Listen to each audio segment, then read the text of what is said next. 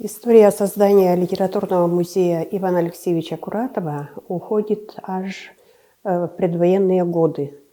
Почему я так говорю? Потому что тогда, в 1939 году, наша республика отмечала столетие со дня рождения нашего первого коми-поэта. И уже тогда на оргкомитете поднимался вопрос о создании музея. И об этом очень четко, отчетливо говорил один из исследователей жизни и творчества Ивана Алексеевича Куратова, Андрей Алексеевич Попов. И только в 1969 году, к тому времени уже наши очень известные исследователи творчества Куратова многое уже удалось найти в архивах страны, не только, скажем, в нашем архиве, но и в архивах Вологды, Москвы, Казани, в Средней Азии. И тогда уже стало возможным открыть литературно-мемориальный музей Ивана Алексеевича Куратова.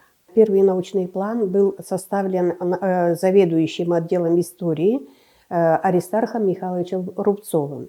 И тогда в отделе истории работала Тамара Алексеевна Палева-Широмова.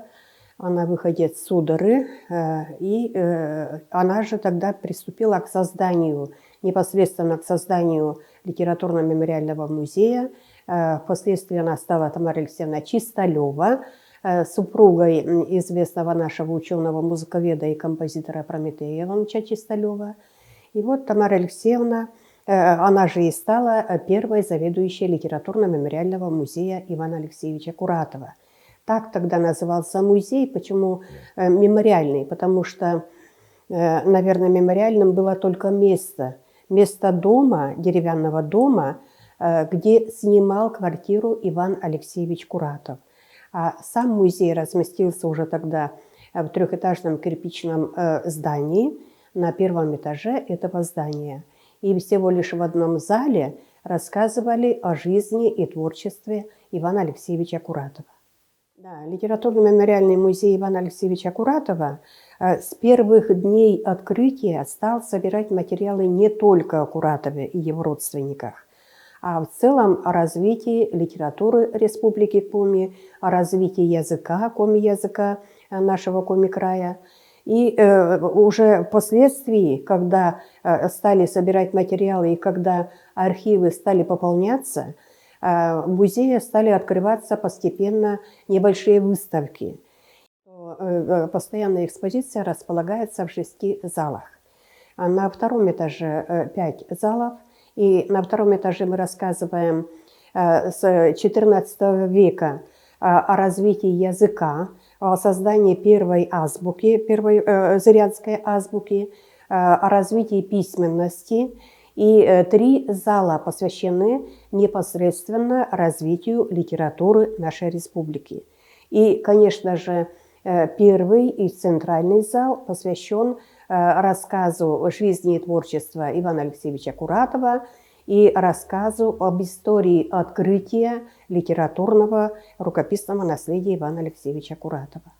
В нашем музее представлены даже вот такие габаритные экспонаты. Скажем, вот мы представили буфет, изготовленный отцом погибшего поэта Василия Ивановича Елькина. Он уроженец местечка Кируль, и буфет из того дома, откуда он ушел на фронт.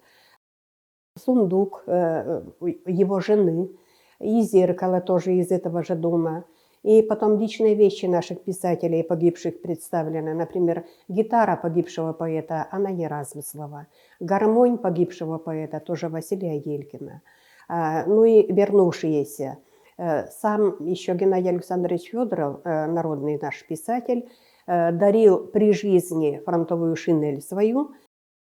Ну, благодаря кому мы имеем архивы писателей, таких как Серафим Алексеевич Попов, Федор Васильевич Рыбаков, Геннадий Александрович Федоров, Василий Васильевич Юхнин, Яков Митрофанович Рочев. Это же они сами что-то дарили, что-то уже после их ухода родственники нам передали. 3 дневника в нашем музее. Это рукописные дневники. Они, конечно, разных времен. Например, дневные записки Ивана Степановича Рассыхаева. В этом дневнике он описывает не только жизнь одной семьи, он описывает, что происходило в нашей стране. Далее следующий дневник – это у Василия Ильича Лыткина, или, как мы по коме его звали, Илья Вась. Он, описывая свою жизнь, 2 года своей жизни в научной командировке в 1926 и 1927 годах в Венгрии и Финляндии. И еще один из уникальных дневников рукописных – это фронтовой дневник Ильи Ивановича Пустина. Содержание этого дневника тоже никого не может оставить просто равнодушным, потому что с таким сердцем, с такой душой он пишет, даже на фронте, он был фронтовым корреспондентом, описывает 43-44 год, как воевали наши солдаты, как он тоскует по родным местам, особенно по своей семье. У него была огромная, большая, не передать словами, любовь к своей жене. Что литературные музеи в сравнении с другими музеями – это необычные музеи. Я всегда помню слова нашего народного писателя Владимира Васильевича Тимина, когда он приходил в наш музей, он говорил: это храм литературы, это храм культуры, это очаг культурного, нравственного воспитания наших людей.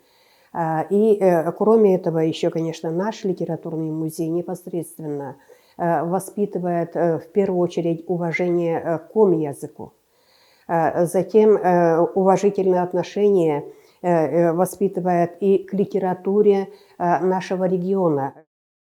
Бывают такие посетители, которым очень интересно в нашем музее. Вот буквально недавно была студентка из Москвы. Я поразилась.